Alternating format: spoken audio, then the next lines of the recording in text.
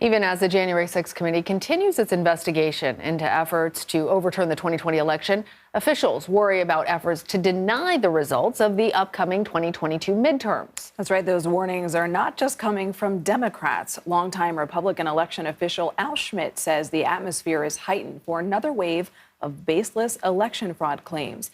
The Pennsylvania man expressed similar concerns when he testified before the January 6th committee. Let's bring in CBS News congressional correspondent Scott MacFarlane. Scott, good to see you again. Tell us about Al Schmidt and why he is concerned about this year's election. Hey, Nikki and Lana. Al Schmidt had his profile raised significantly when he testified, somewhat famously, before the House January 6 Select Committee as they did their investigation into efforts to overturn the 2020 elections. A Republican elections worker in Philadelphia, kind of the epicenter of the 2020 storm.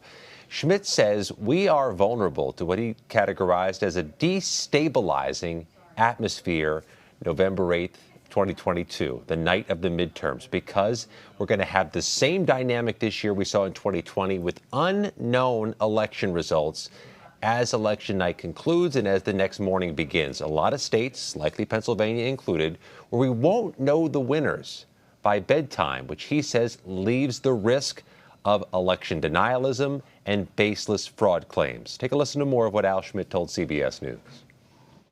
It seems quaint to think that not that long ago, we had winners and losers in elections.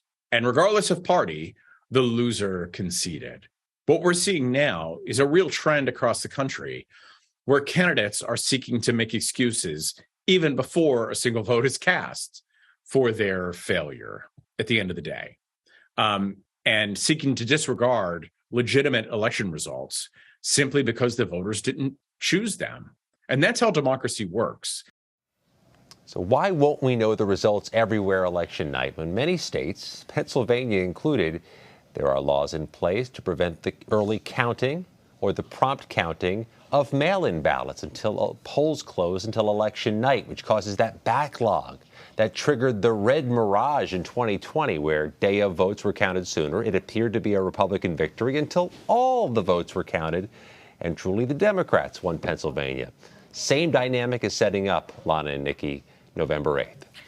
Scott, I want to ask you about that. Why is it that some states, because obviously every state is responsible for their own elections, but why is it that some states actually have rules that prevent even opening the envelopes to ballots in advance of the actual day of the election?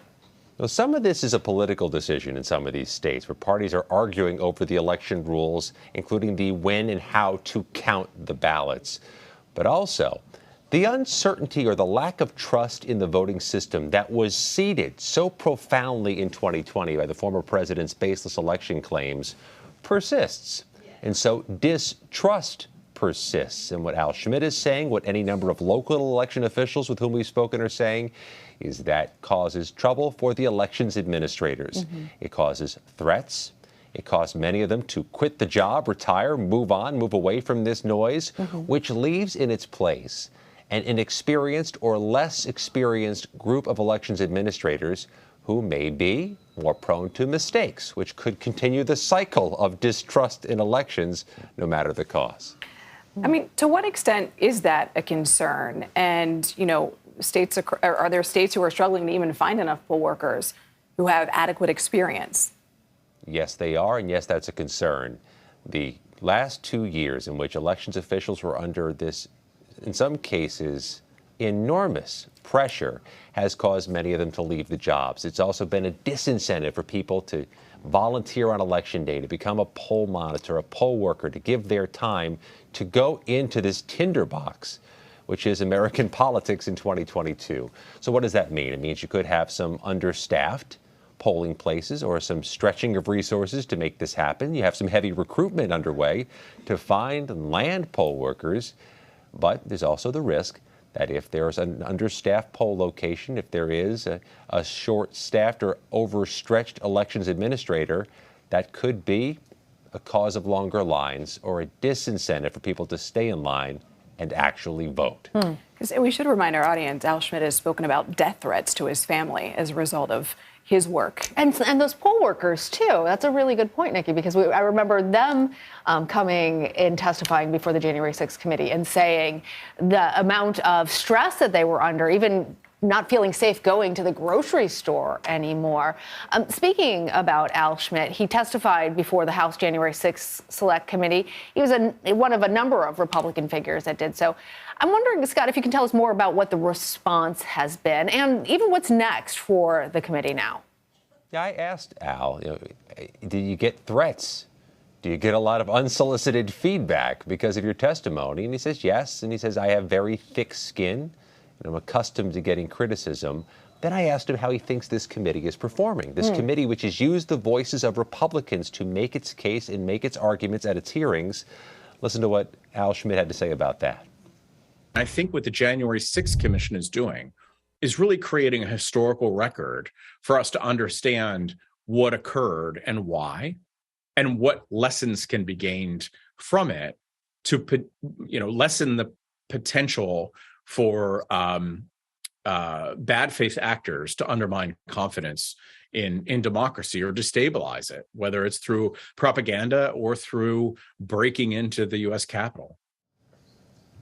It is likely we've seen the last investigative hearing out of this January 6th committee last week. They have a final report to complete. They have a subpoena they expect to issue to former President Trump, but all their work must be wrapped by the end of this year.